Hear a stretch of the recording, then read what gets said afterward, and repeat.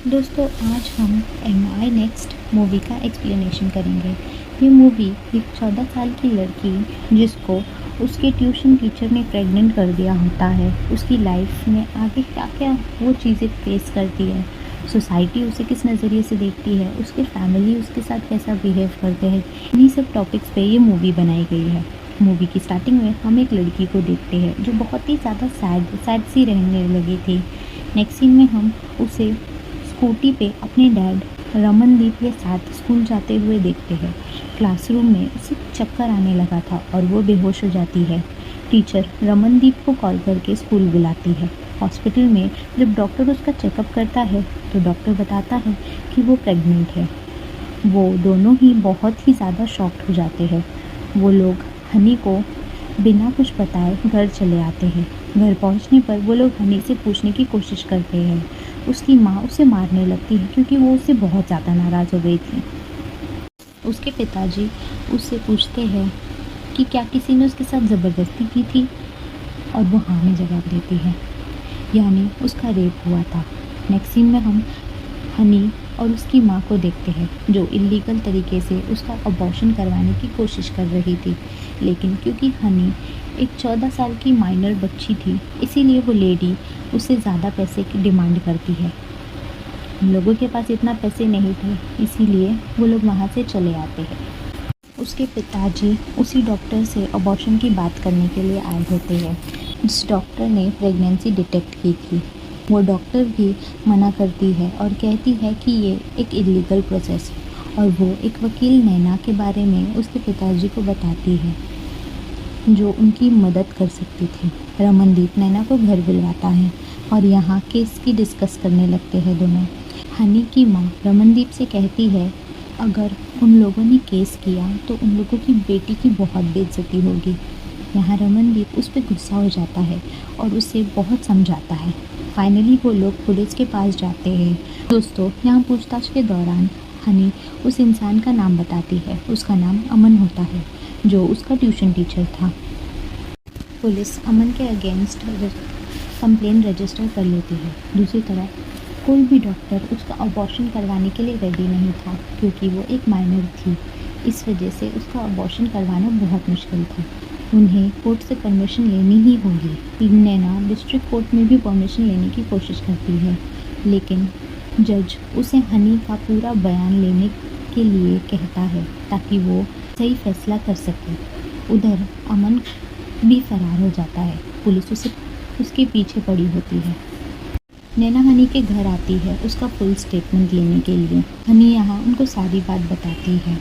वो बताती है कि वो मैथ्स में कमज़ोर थी और उसे ट्यूशन लगने का सोचा और पापा से परमिशन लेकर पड़ोस में ही अमन सर के पास ट्यूशन के लिए चली गई। लेकिन अमन सर की पहले से ही उस पर बुरी नज़र थी। वो उससे अक्सर बैड टच किया करते थे। लेकिन एक दिन उन्होंने मुझसे मेरे मैथ्स के डाउट क्लियर करने के बहाने मुझे अकेले में बुलाया और मेरे साथ ज़बरदस्ती की। इधर अमन को पुलिस उसके गांव से पकड़ लेती है। नैना स्टेटमेंट लेकर जज के पास परमिशन लेने के लिए सबमिट कर देती है, लेकिन उसे फिर भी परमिशन नहीं मिलती क्योंकि अमन ने एक वकील हायर किया होता है जो उसे बेगुनाह होने की बात बोलता है। उधर नैना हाई कोर्ट में इस केस को ट्रांसफ़र कराने की बात करती है। दूसरी तरफ हम अमन के पिताजी को देखते हैं जो एक बहुत ही बड़े वकील को हायर करते हैं। वैभवी अमन से पूछताछ करती है।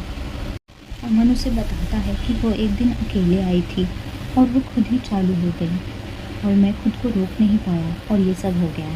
कोर्ट में हम देखते हैं जहाँ नैना जज से अबॉर्शन के लिए परमिशन मांगती है। जज यहाँ एक डॉक्टर को अपॉइंट करते हैं जो चेक करके बताएंगा कि अबॉर्शन हो सकता है या नहीं। फर्स्ट हियरिंग यहीं ख़त्म हो जाती है और वैभवी यहाँ कुछ नहीं कहती।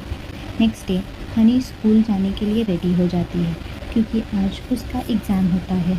उसकी माँ उसे जाने से मना करती है, लेकिन उसके डैड उसको बहुत सपोर्ट करते हैं और उसे बहुत मोटिवेट करते हैं। वो बहुत ही अच्छे से एग्ज़ाम दे के आती है और स्कूल के सभी लोग उसे सपोर्ट करते हैं। कोई भी उसका मजाक नहीं उड़ाता है।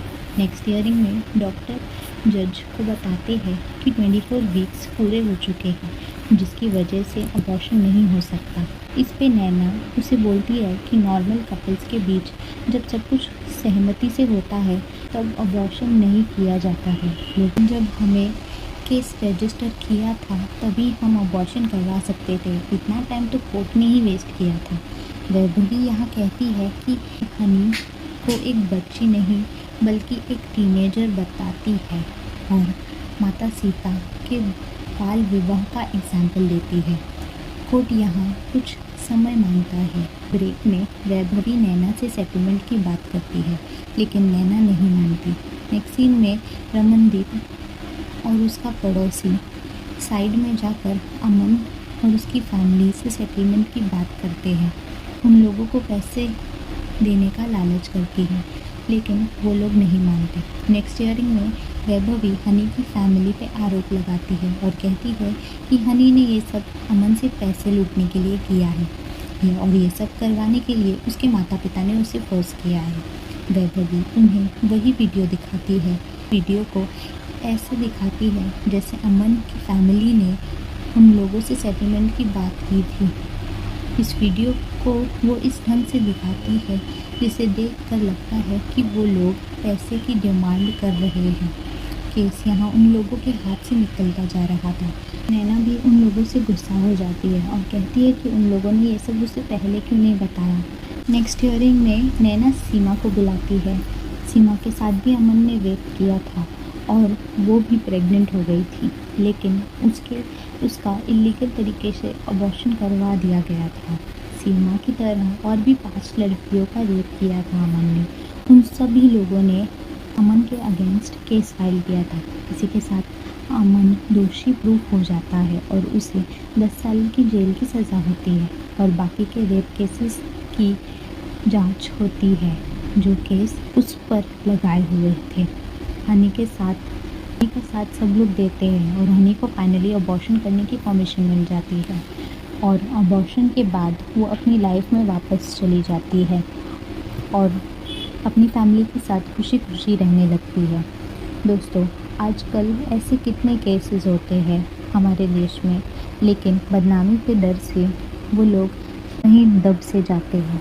सैल्यूट है हनी के पेरेंट्स को, जिसने अपनी बेटी का साथ कभी नहीं छोड़ा और उसे हमेशा मोटिवेट किया, क्योंकि हनी कहीं गलत नहीं थी और उसके पेरेंट्स भी जानते थे कि उसकी बेटी के साथ गलत हुआ है, इसीलिए वो हमेशा उसे सपोर्ट करते थे। दोस्तों, अगर आपको ये वीडियो पसंद आया हो तो लाइक कर दीजिए और ऐसी और भी इंटरेस्टिंग स्टोरीज सुनने के लिए चैनल को सब्सक्राइब कर दें। Thank you for watching.